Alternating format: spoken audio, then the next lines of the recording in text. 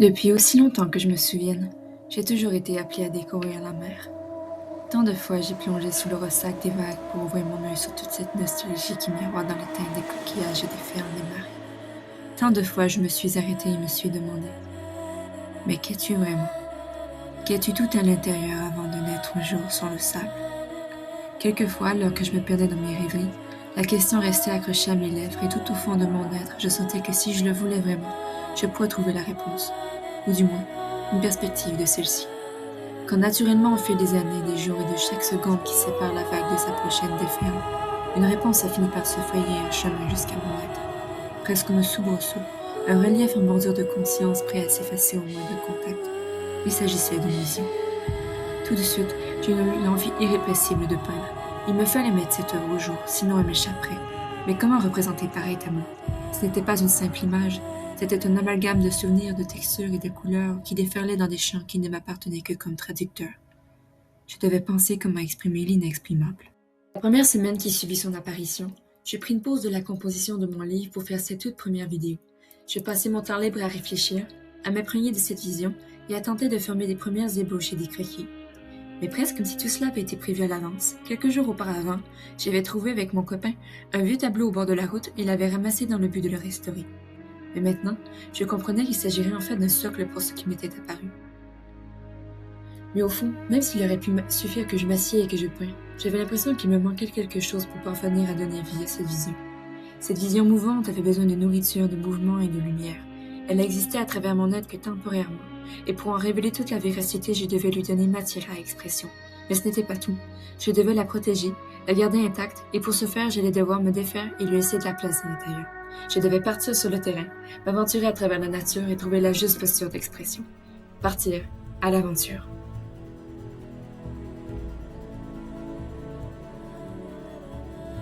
Alors je me suis laissée aller à la sauvagerie du cœur qui brûle et scande. Plus vite, plus haut, plus fort, ne t'arrête jamais de danser et de chanter.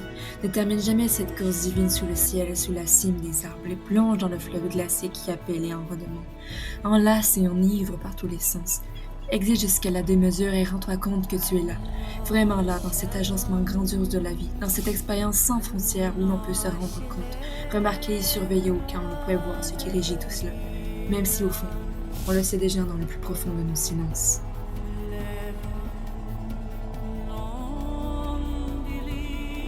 Puis lorsque j'ai repris mon souffle, elle a expiré, et quand j'ai déployé l'écume sur le sable, elle a posé sa main sur son cœur. Désormais, nous étions unis et fin prêts à raconter notre histoire. Mais qui es-tu tout au fond avant de naître une sur le sable? Elle est belle, si belle, non seulement car elle est jolie, mais car inexorablement sa grâce parvient jusqu'à l'être et le faire tendre en sa faveur. Généreuse, elle a tout à offrir, autant dans sa force tempétueuse que sa délicatesse purifiante. Née pour révéler, la lumière qui tapisse sa surface révèle son faciès. Elle est le mystère lorsqu'il ne porte ni le verbe ni la forme. Le prémisse et la fin de tout ce le temps dépourvu de sa mathématique. Désordonnée et sauvage, elle délace ce qui se noue, ce qui se tord, elle fluidifie et érode pour que règne l'allégresse souple de possible à l'origine même de sa vastitude. Elle allège au nom du respire, et grâce au maniement de son expression, elle nous permet de nous défaire au point de connaître le vrai goût de l'amour. Tel qu'on en apprend à la connaître, elle n'est que concept. Mais lorsqu'on va à sa rencontre, il peut arriver qu'elle s'ouvre, et dans ce maniement subtil, deux êtres sont forcément à jamais changés. Changés, à jamais. Voilà ce qu'est cette œuvre, ce voyage avait permis. En se révélant, c'est tout m'a révélé. Elle m'a mise à nu, et m'a fait voir que derrière ce désir créatif, il y avait quelque chose d'encore plus grand. La preuve qu'il nous est possible d'entrer plus loin en contact avec le monde. Cette réalisation donna espoir à une vieille blessure muette. Mon cœur chavirant, j'ai enfin compris totalement que s'il m'avait été possible d'entrer en contact avec la mer, il devait être aussi possible que je puisse entrer en contact avec ma propre espèce. Cette aventure, cette danse relationnelle avec la mer avait mis en avant mon lien intrinsèque à l'humanité. Ce lien intérieur bafoué depuis si longtemps. Si longtemps. Je veux voir sa beauté, sa peau de nacre, ce qu'il est tout au fond avant de naître un jour sur le sable, ce qu'il est vraiment lorsque ça pose sur lui la lumière qui révèle. Dès lors, rempli d'espoir et empruntant les moyens à ma disposition, j'ai souhaité faire cette vidéo. Ce premier acte vers l'humanité dans le but de créer un point d'émergence vers les autres. de me frayer un chemin à travers ces barrières humaines. Je voulais créer un pont entre la beauté de ce monde et l'humain si amitié que je côtoie tous les jours.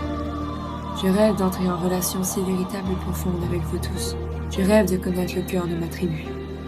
Ainsi, moi, mère et humaine à la fois, je rêve et supplie de pouvoir te demander: qui es-tu tout au fond avant de naître au jour sous le sable? Et si l'envie te vient d'y croire vraiment, trouve cette réponse et souffle à moi pour toujours.